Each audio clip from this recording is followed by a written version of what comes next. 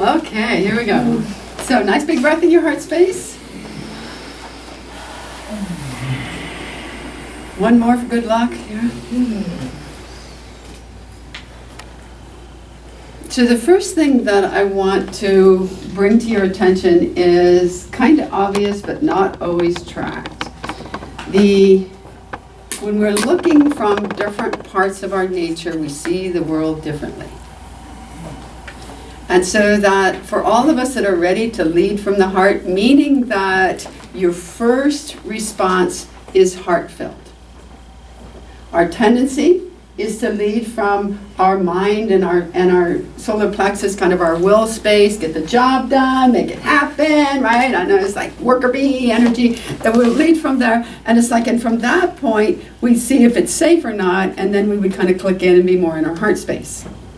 And so that means we're seeing the world from two different places. It's like having a guard at the door to find out if it's okay for our heart to come in the room, kind of thing. And it was like, and I just want to bring those two into focus because there's a question as to not the issue of the heart, because our hearts are alive and well. The issue is the guard. And what are we going to do with the way we guard our hearts? And is it necessary at this point to guard our hearts to the degree that we've been trained? That's the question I want to bring to you. Are you comfortable in your heart space, and can you trust your heart to basically hold your perception completely? Right? And that's what we're going to explore today. Is so that it's experiential. The heart offers experiences. So let's just see if we can notice this subtle little difference that comes along here. So now let's just drop into our solar plexus. So I'm going to be breathing more from my mental body, from my sense of coming in.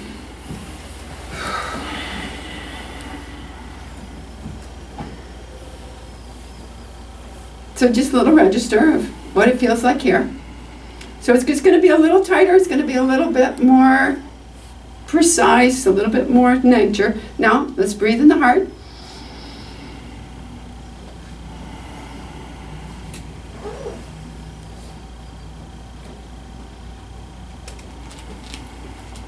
Notice the difference?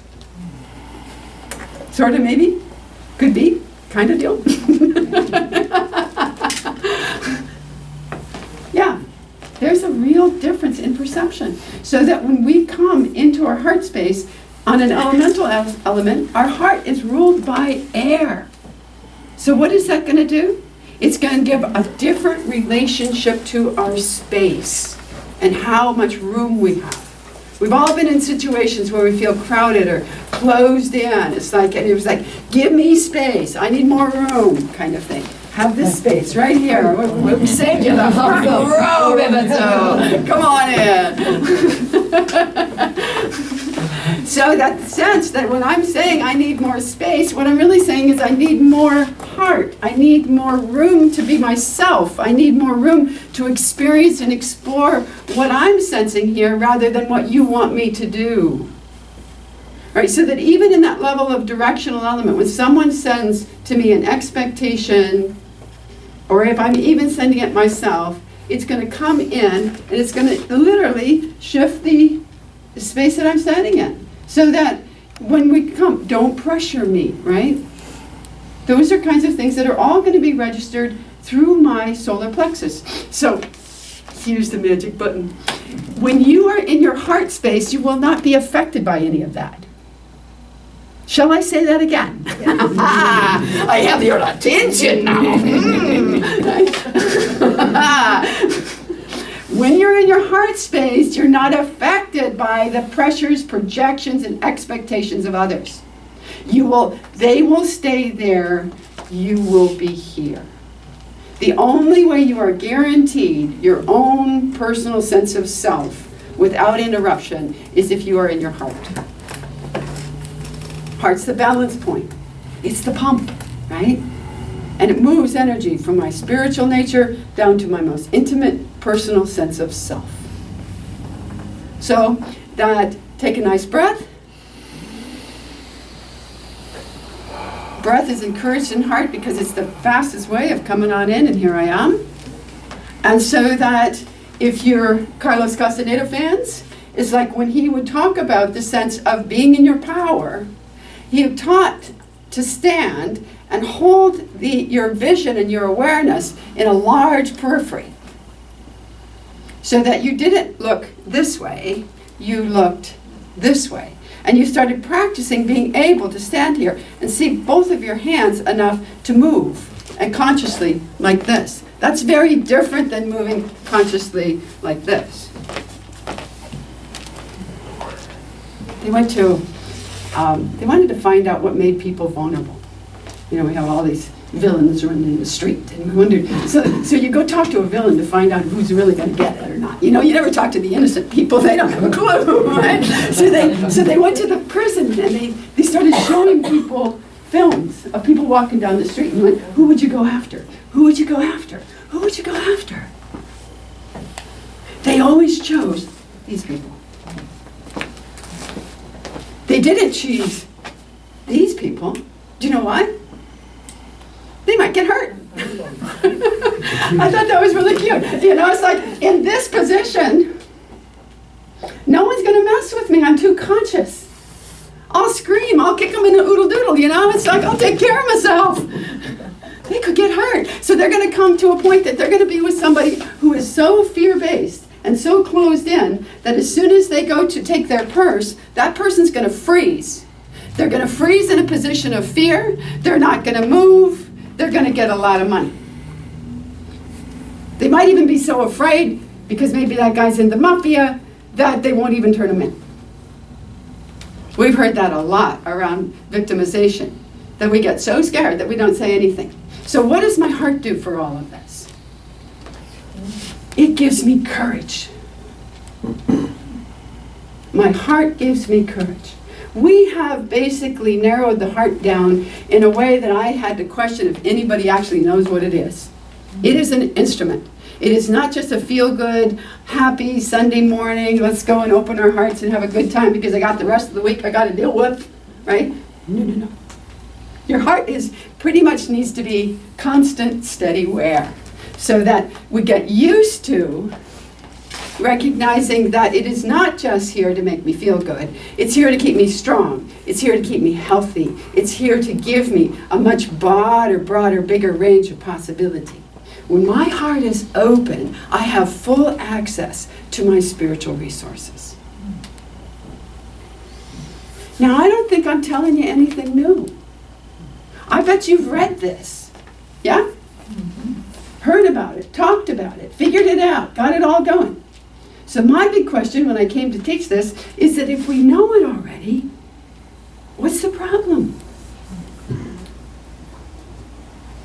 What's going on? Why are we not there already? You know, it's like, if you know how to paint, why are we not painting? And I don't mean in any way to make it awkward or to say that there's anything wrong here. I'm telling you that this is just a question mark that I think we all have to ask, in the sense that if we have this incredible instrument that allows us to stand up and be able to feel safe and courageous in our own energy space, that allows us to be happy and digest situations that are difficult very rapidly, that allow us to have a sense of much stronger level of dynamic, so that when I'm in a question mark, I'm going to get a clear answer, because one of the aspects of the heart is that it is the knower. Your heart knows. Any counselor you sit in front of that has information of the heart will say one thing to you. They will not give you tons of advice. You should do this, you should do that, you should do this. Most of the time we never do it anyway, so why waste your breath? You know? So then out of that, we come around and say, okay, what are we going to do? We're going to say, what's your heart say about this? What does your heart want? So that in the places where we're in most in trouble, we're asked to be taking the advice of our little ba-bump. And so that when I came to first question of the sense of why would we not use this, I think on a subliminal level we are already, but we don't register it.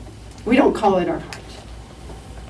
We may not recognize that the strength of what our heart center does is, we may attribute it to other things. That felt fair to me.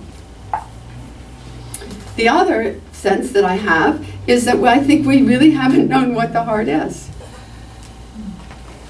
Because if we knew what the heart was, we would not hold our heart as fragile. We would not hold our heart as weak and easy to break. We would not hold it as some kind of giant authority that tells me what to do and I have to do exactly what it says and it comes out hard and strong, and if I don't do it, I get punished. We would not. And we've all gone through these stages where we defined our heart in these kinds of ways. So let me just give you a little bit of sense of why I think that is. That in our heart space, our heart is the balance point. Its symbolism, alchemy, is a six-pointed star. A triangle that points down, a triangle that points up. That means it's the point that brings my spiritual resources. The heart is the grounding cord of spirit into my being. That's why my heart knows everything. That's why if I know that my heart tells me to do something and I act on it, it will turn out in a good way, even if there's bumps in the road. My heart is also the governor of my personal space. So that if I have something in my personal space that needs attending to, it's my heart energetic. The strength of that warm air, that warm energy that's going to come down and take care of me. And so that when we are looking at the sense of loving ourselves, right, something that has been a very essential place in our being, that means that my heart is active to my mind, my heart is active to my feelings, my heart is active to the health of my physical body. My heart would never tell me that there was something wrong with me. It may point out a sense that I have misgauged something, but it would never come as a hammer and put me down. I got other parts that do that really good, right? But it's like, it wouldn't be coming from my heart. It'd be coming from a will and an expectation that I'm supposed to be perfect. And if I don't get it right, it might just mean we need a little more pressure on that girl. And so let's just make that point really big. That's my will. When that gets shared in relationship, I fall in love with somebody, and after a while, then they keep trying to make me a better person. All I feel is criticized by them, and I don't know what happened to the love, but it doesn't seem to be anywhere nearby. So that this power of heart has to soften my expectations and make them workable. My active heart needs to make it that I can have permission to make mistakes if I need to. That I could have a learning curve of growing. That I'm not basically being asked to just hold all my pain quietly by myself because I might make some trouble. Right? My heart, that's not what it's for. So I just want to encourage you right now, in your heart space, to just run a warm current right down your body. Warm current, warm current, warm current. It's Alaska, for golly sakes. This might not be cold to you, but believe me, when you live in Hawaii, there's a chilly outside. Warm current. When this warm current starts really moving in there, I just want you to encourage that warm current to just expand. So that we have a nice warm current coming down and we just feel a big expansion right through our bodies. Warm current. You know, it was really cute. I was wanting to teach love. Maybe like 6 or 7 years ago, we came in with a workshop that was all about love sort of thing. And we hit this clinch that as soon as we started talking about love, people went to loss. Now, as a facilitator, it's a little awkward, you know. So I kept coming back to, what is this? Somehow, all the framework that was around love at that time was associated to the love that wasn't given, or the love we didn't get. So love and loss ended up being really crossed over. So again, what to do, right? So that's my heart. He says, well, don't talk about love. Just warm current, warm current. Let's just get warm current. Everybody loved warm current. That was great. Oh, yeah, look, watch me. Oh, I'm really going for this. This is great, right? I had to wait till the end of the workshop before I went, excuse me, just in case you didn't know, that's love. Right? Because we had framed it from loss. It's just kind of funny when you think about it, that it's like there's a sense that we have tucked so many things in around relationship dynamics that if we went to those dynamics and we said, here, want to look at my first love and my second love and my third love and how it went sour, I will bet your bottom dollar that none of that had to do with your heart. In fact, if we could have applied a little more heart, we might not have been quite so sour. It was a will action. Their actions did not meet with who I am, right? That's will. Their sense of behavior, they came from hurt, they were addicted, they were this or that, that's will. So we mixed up our will and our heart. And the worse that we would have a sense that the will would be, I'll be right there. The worse that we'd have that, the less that we had connection to our own heart. And so it created a really, really thick little subdivide that we're looking to now and saying that I think we're ready to heal this now. I really, truly am. Yes, sir? Do you think you can chalk the confusion up to the Wizards of Oz because the Tin Man and the Lion both have the same problem? Because courage and heart are the same? I think you said it. It's changed the whole concept of the movie. Mm-hmm.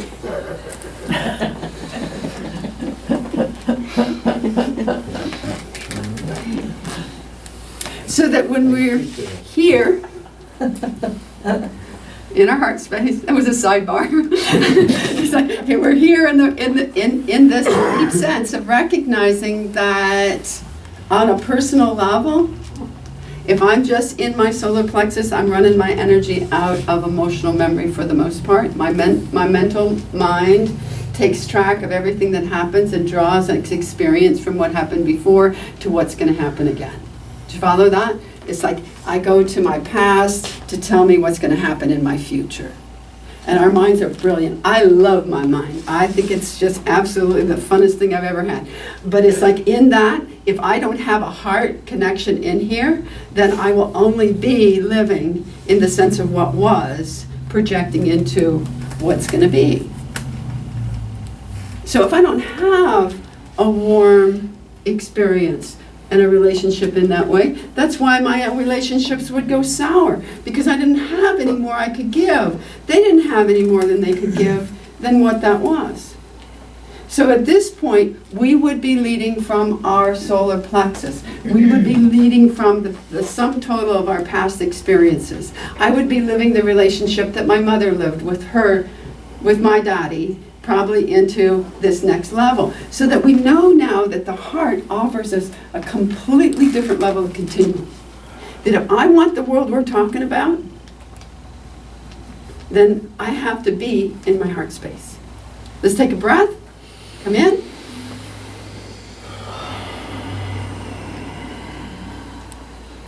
This is what we get happy about.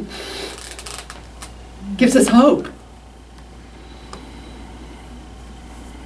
It's like if you're in the kitchen and you only have a certain amount of ingredients and you're going, oh, it looks good, and someone walks in and goes, oh, you haven't seen the pantry. Here's the, wow. Suddenly my meal just improved about 100%, right? This is when we come into the heart. It's the same feeling. It's like, wow.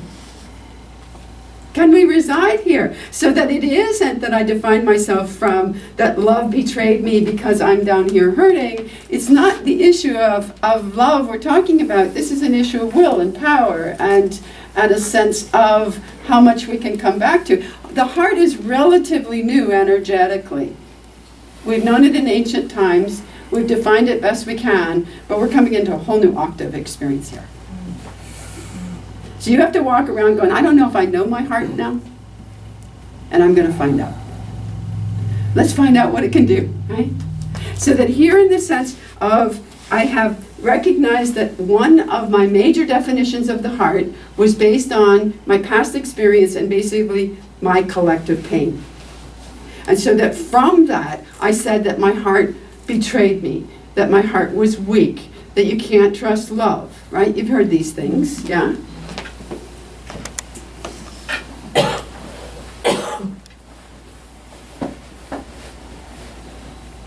And I'm telling you, the heart had nothing to do with it.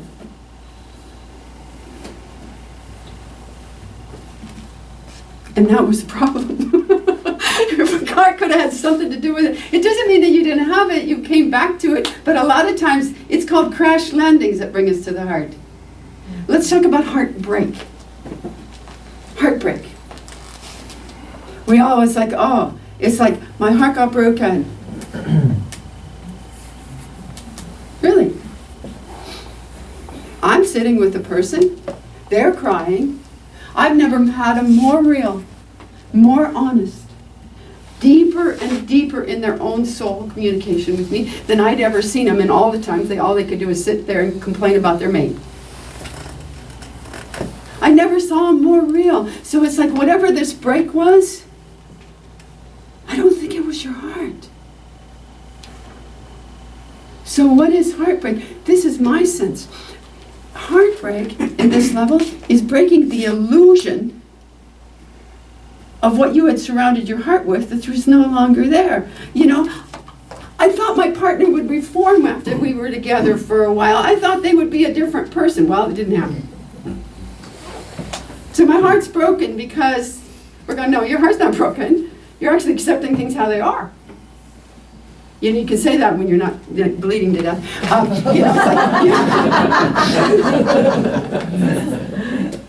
So that what if our classic means of what we thought was heartbreak is actually the breaking of an illusion? Because what are the qualities of the heart? Acceptance. The heart lets me stand before something, accept it without judging it. Wow, that's big. And so that if my heart comes to a certain point and says, Sweet pea, you really need to come to end a cycle here. You have been putting yourself in a situation that you're just not growing. Especially if all I can do is blame the person I'm standing next to for my problems. I'm not growing very much. And if the person that I'm talking about is not going to change, that means I'm going to stagnate here. So what does my heart do? Let me grow mold?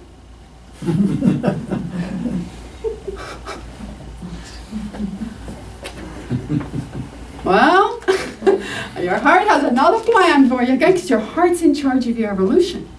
Your heart is in charge of your evolution, so that if it didn't break this part of you that kept thinking that you could do something to make it different and it's not changing, or that you think that if you change your partner enough will actually get something going somewhere, that you finally get to a point and realize that usually at that point, you know where we are?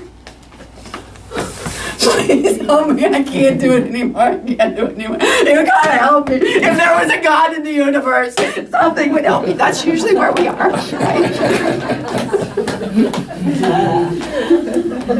The old on your knees routine, right? I surrender, right? And so what does the heart do? It steps in and allows you to accept things as they are. It gives you the courage to recognize that you're at end of cycle. I don't want to frame it as right or wrong. It just means you're not going to grow no more. You keep doing like that. Your heart should not. It's like, so your heart comes in and goes, let me give you the truth.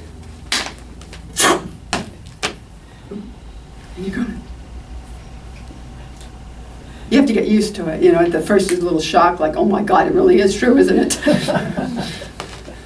I thought I was married to a pineapple and it's a banana. Oh no, what am I gonna do? Right, so then we come to it at a certain point, and it's like, and then suddenly there is a point where we go, oh my God, I'm free. So when I see people at end of cycle, whether it's a leaving of a job or a break in a relationship or a loss of someone dear, there will be a feeling that we have to grieve. And the heart initiates that grieving and asks us to come in and truly recognize what we learned from the depth of this cycle. We don't just leave it and walk out all angry. We leave it with an understanding of what we've learned and what we've gained and the grace of what goes on. So you know when you're done, when you're grateful for your experience. If you're still in the venging aspects of pointing fingers and wishing it was a gun, you're not quite done yet. Not quite done yet, right? And so that out of that, there's a sense that your heart comes to help you at end of cycle. It helps you grieve. It helps you let go. It holds you and promises you that because you're with yourself now, you will get help. So that, do you know that people in this level of transition, I see more of them at this point because they're open, they're available, they want to learn, they want to grow. I'll usually get them back to they're through their spring and next summer, and I won't see them again for a while, and that's good.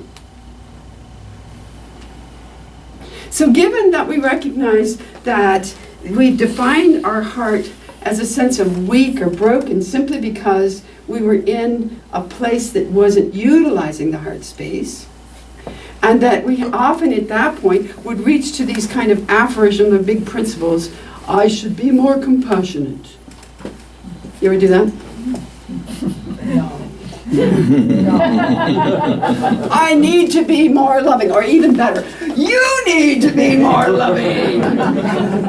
If you could be loving, then we would be better. Never worked. I don't know what it was about it. I thought I was brilliant. Honest, I mean, I was telling the truth. I was pointing the finger. Do you know what's missing in that equation? You. Me? Yes. Me. And what's also missing in the question is I'm asking them to be a spiritual principle, but I am not that spiritual principle. So my hope is they will be that spiritual principle and it'll rub off on me. So I'm, again, basically whether it's the light or whether it's dark, as long as I'm pointing outside to have that be able to be my fulfillment, it's going to betray us. It has to, because it's got to be within. Come on in. Okay, so here we are. Come on, here we are. Here we go, come on, here we go. God Almighty, what are we doing? What are we doing? We're flapping our wings. That's what we're doing. I want you to flap your wings. Now, these are the two wings of the heart. Okay? These are the two wings of the heart. One is love, and one is truth. I want you, in your little flapping experience, to tell me which one is which for you. One is love, and one is truth. And I want you just to go, okay, intuitively ask your heart, which arm is love, which arm is truth? It's different for different people. So I just want you to kind of get comfortable with it. Okay, so let's flap our love arm. Let's flap our love arm.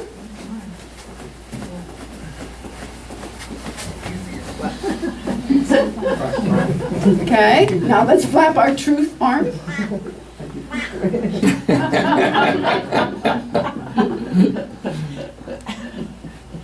Okay, which one feels more comfortable? Love or truth? Love. Okay. So if I only have love, if I only flap it on one side, number one, if you are a duck, you'll know you won't get off the ground, right? You got that part. That it's like, so if I'm flapping my love arm, I'm going to experience the powers of love. What does love do? It creates warmth, right? Creates expansion. It creates this space.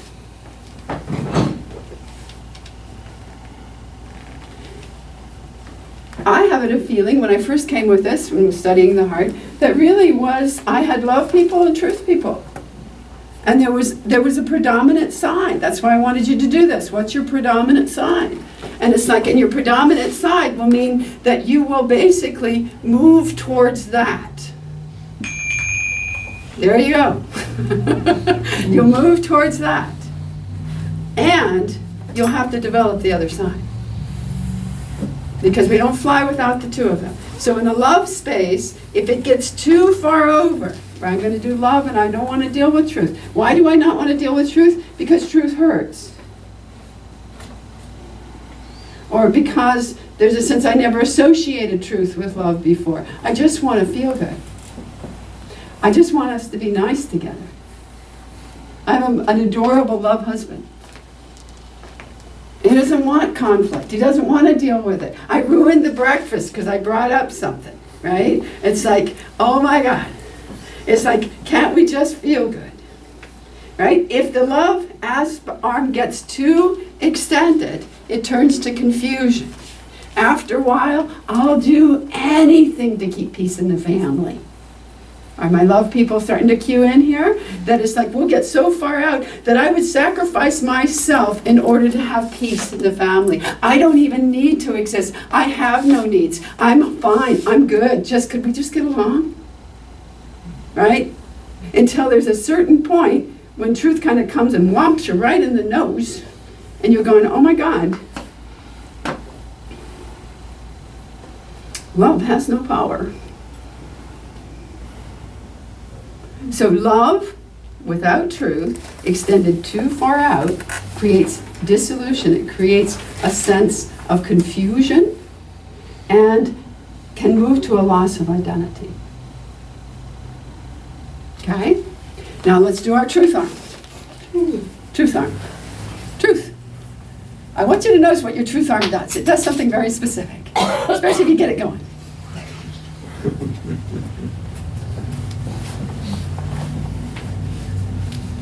What happens here? See, this happens for me. I don't know if it happens for everybody. That's why I asked you guys, what do you do? Well, this is what I do. What do you do? Feel this line growing? There's a straight line of power that's growing in here. It's like as I'm doing this, my energy field's doing this. When I'm doing love, my energy field's doing this. When I'm doing truth, my energy field is doing this. It's pumping that center line. My truth people, when I would hang out with them, they could be brutal because they were going to tell you exactly what it was and how it is. And they don't need to feel good. For God's sakes, Nancy, our world is being destroyed. What are you feeling good about? That sort of thing. Maybe I could, I'm more on the love side. Maybe I just enjoy my coffee. Would that be okay? It might be the last one I ever get. It would be, I'd be ashamed to not like it, don't you think? Truth people, when I watch people, there's often in couples, they grow together. You'll get a truth and a love that kind of come together because they'll need each other. They crave each other. That truth person needs the warmth and the expansion and that deep sense of playful, spacious awareness. They crave that because they don't have it. They could wing it. They could wing it. And that's what we're hoping. You're a great little sidebar. And it's like, so that as we're coming in here, we're recognizing that love and truth must move together in order for the heart to be active. This may be another reason why our heart has been confused in our relationship to it. It's because we didn't consider, it's like I was trained to not tell the truth because it would hurt people's feelings. To avoid conflict. That was my mother's training. Swallow it up. We'll work it out another way. Okay? I had that sense of in this power of truth because what I found for me is I worked different cycles. So there was a sense that I'd be over here and develop my truth after love basically got so confused. So what happens if truth gets too far over? When there's no love and truth is moved to its extent, it gets cold and judgmental. Really cold and really judgmental, and it shoots to kill. So if I'm over here and I just decide I got betrayed by love, do you know where I go? Annie, get your gun!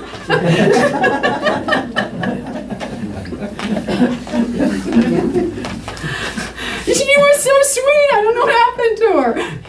You hear this all the time in the news. Sweetest little postal person you ever seen, right? Had enough one day. Took out 3 co-workers, people they probably really loved. Doesn't make any sense. But so here we are in this kind of space and going, okay, it's like, if we're going to trust love, I need to have enough warmth in my truth that I can speak it so other people can hear it. So when I'm saying it, I'm representing myself, not some giant principle of how the world should be. I'm speaking from my own core, with my own energetic, and bringing it forward. Yes? At the beginning when you had us feel our heart, head, gut, my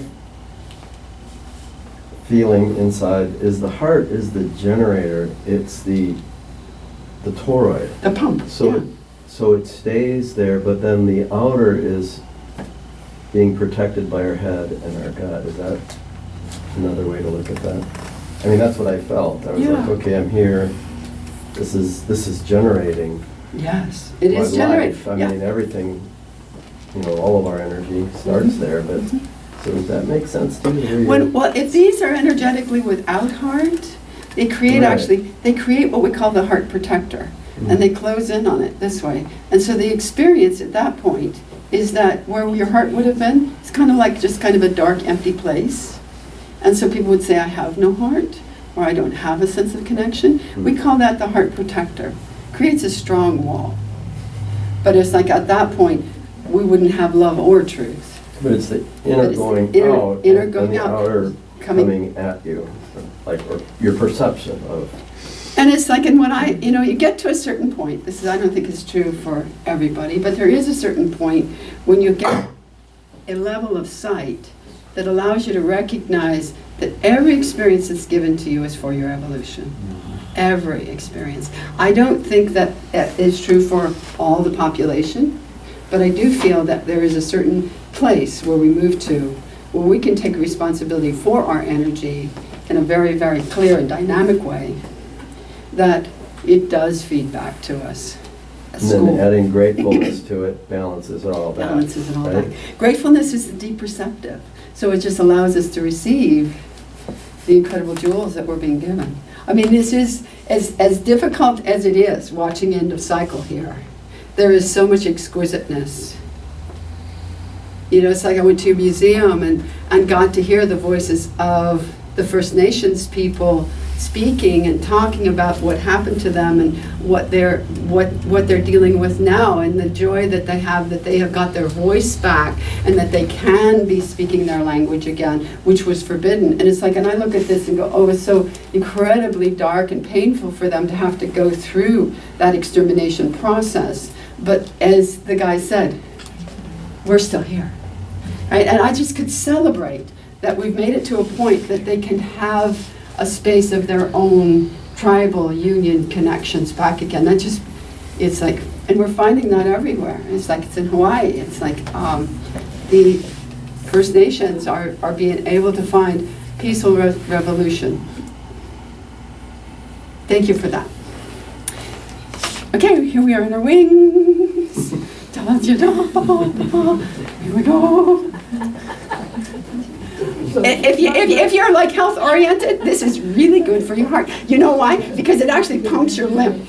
Right here, these are all your lymph joints, right? Not joints, but your lymph, whatever's, and it's like, yeah, glands, yeah, our lymph glands, and it's like, and so that it actually gives us a freshening up for the whole heart space, just for fun. And then you can also, it's like, I watched geese go by this morning, it's like, and then you can glide. It's really, I was gliding with those boys. So that here we're coming and saying, okay, truth and love are the main wings of the heart. If we have one and not the other, you will not have a full relationship or register. You'll live in a lot more hope of it could be rather than I am that. So this is the beginning of a new evolutionary process. We have all been at end of cycle. We know that. But end of cycle does something very, very wonderful. It creates a new one. And so the question would be, are we ready for the new cycle? Because all of their solutions, remember we were talking about that if I go to my solar plexus to find out what to do next, I'll do more of the same. Everything that we're coming to now needs to be on another level of consciousness. Whatever you look to and you're asking for change, and you're going to recognize that it's going to start inside of you in the way you see it. So if you see it as a repetition and a sense of old with no opportunity, then you're recognizing that you're standing at the end of a cycle. It's like if I was at Snow City this morning, and that's a busy restaurant, as you know, And if I decided to just sit at the table all day long because maybe I'd get something else to eat, I would not be popular in Snow City, you know what I mean? And it's like, and so there's a part of us that when we come to end of cycle, we're going, it's time to get up. You had your coffee, it's time to get up. It's time to go see what else is happening in the world. I want to invite you to the awakening of the new cycle. What does that mean to you? Where does your mind go when I talk new cycle? Fresh start. Possibility. Possibilities. Letting go. Letting go. Creativity. Creation. The unknown. Opportunities. So can you feel we're still kind of grieving? Do you feel that in the room? You know, there's still a little heaviness. We're still here kind of sitting in the sense that maybe I'm not quite done, or I don't know quite how to let go, or I don't know how to say goodbye. You know, it's like, I just want you to know I understand. If you're grieving loss, you're right where you need to be. That when you're grieving loss, one thing you have to remember is it will feel like it's going to be forever. If you ever lost someone you loved and you're sitting with them, it will never, ever, ever be any different. I was crying. It's like I'd never been on this planet when my mama wasn't here. And by God, I wasn't quite ready for you to leave. She was very ready to go. She told me, get a life. She was ready. I lived a good life. I done a good thing here. You know, what are you hanging on for? Go get a life.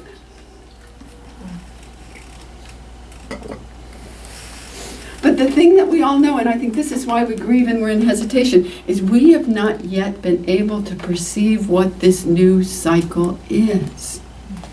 If those of you that were here with me the last time, what we were concentrating on, open to the new. Remember that? Open to the new. We said, I open to the new, and it's just a blank sheet of paper.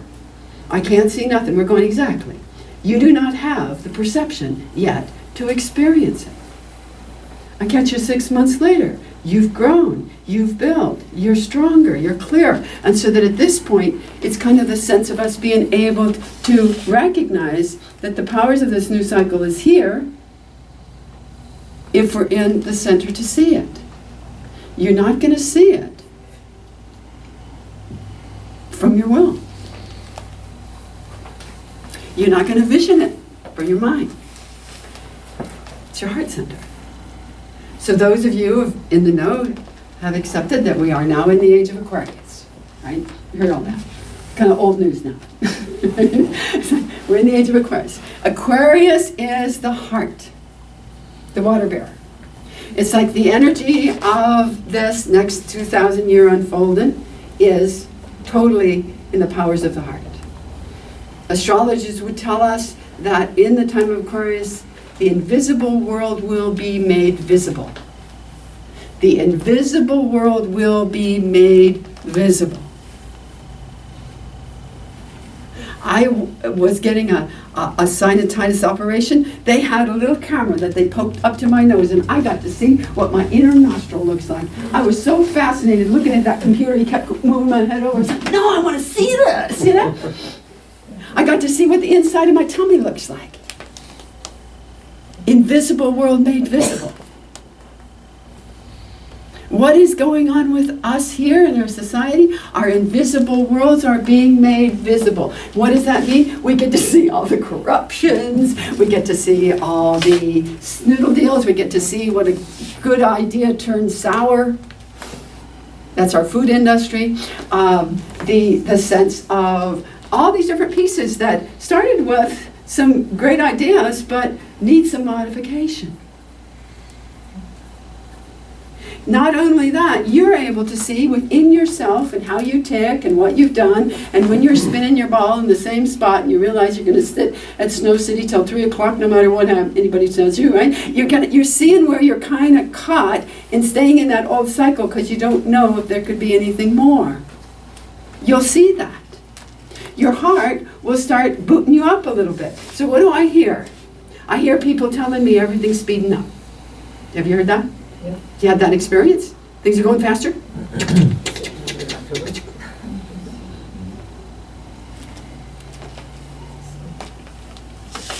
Solar plexus works on rhythm.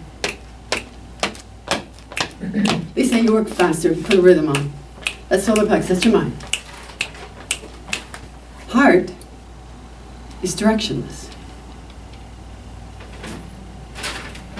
It works very differently. So things appear. I was playing around this morning and Linda said, I'm going to get a name tag. And I was like, yeah, I'm going to get a name tag too. I was joking with her. Put it right here. Anne walked over immediately, put it right there. Had it all ready to go. This is my experiences in the heart. Now, before I even start conceiving it as a thought, there it is. Now, the thing that you have to remember in the heart is that it's not going to require the same kind of doing, fixing, figuring outs, and if it's this and that. The heart's not going to do that. You'll have one recognition, this is the right thing, we're there, we're done, onward. Your heart's going to move in a completely different cadence. My experience of heart so far is that it is directionless. It doesn't do this to me. It does this.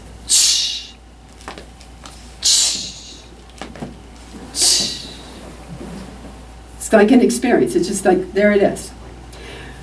My heart, I feel, offers me the world like a string of pearls. Ram Dass talked about it. You have this experience, and then you have this experience. And your world just kind of unfolds. We've called it being present. But it really just kind of unfolds itself into the offering of the moment. It's such an amazing, precious instrument. I always thought I had to heal my heart. Spent years and years and years and years and years wanting to heal my heart. And it took me a long time to realize that my heart is fine. My heart actually is fine. I've had to make probably one of the biggest paradigm shifts I've ever made, because I held my heart as fragile. I held my heart as something that had to be protected. I didn't love people because I was afraid I would get hurt. Let me say that again. I stopped loving people because I was afraid I would get hurt. I closed people out because I was afraid that I'd get cooties. All to protect my heart. I come now with a very clear understanding that I was protecting my will, I was protecting my personal self, I was protecting the idea of who I thought I was supposed to be. That the heart is not fragile. The heart does not break. The heart knows in a much deeper, more powerful way than you can even imagine. The heart perceives far beyond your capacity to perceive.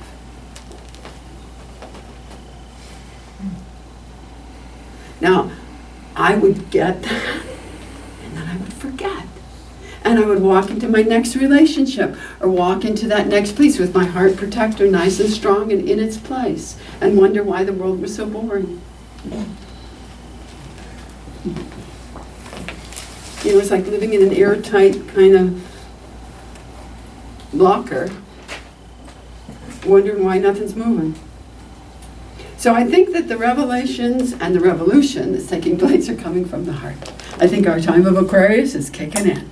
And so that out of that, all that I can invite you to do is to recognize that you're not going to solve your problems by thinking about them, processing your past, trying to make it work from something that was before.